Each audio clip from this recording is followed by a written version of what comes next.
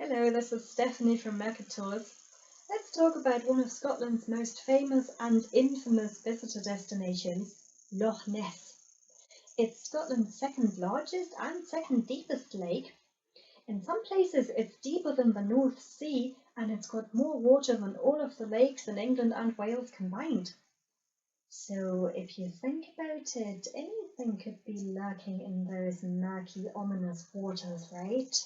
I'm sure you know where this is going. Because every year, on average, there are about 20 reported sightings of the Loch Ness Monster. The first time in history that a sea creature is mentioned in that area was in a text written in the 7th century about the life of Saint Columba.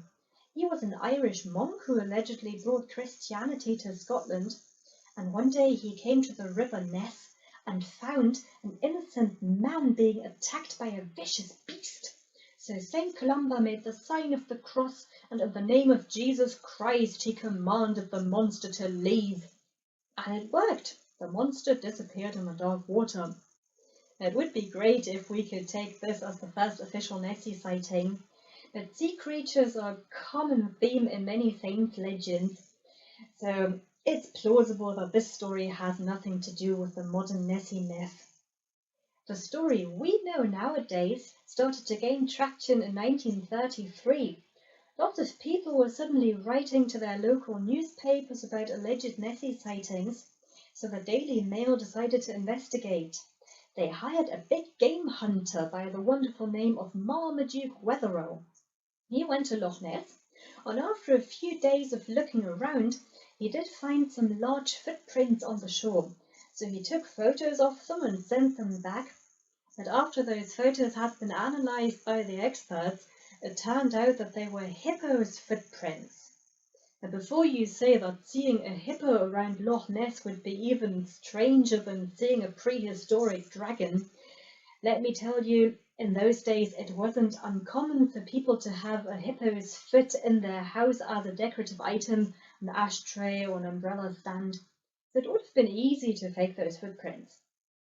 Now, when all of that information came out, the Daily Mail started to ridicule Marmaduke Wetherell, and for a while the Nessie story was laid to rest, only to resurface, pardon the pun, in 1934. That's when the most famous Nessie photo was taken and published. I'm sure some of you have seen it. This one. It was allegedly taken by a respected surgeon called Dr. Kenneth Wilson. Now, as you can imagine, the experts were all over this picture, and for 60 long years people were debating and analysing it, but nobody could determine whether or not it was real. But then finally, in 1994, Marmaduke Wetherell's own son came forward and solved the mystery.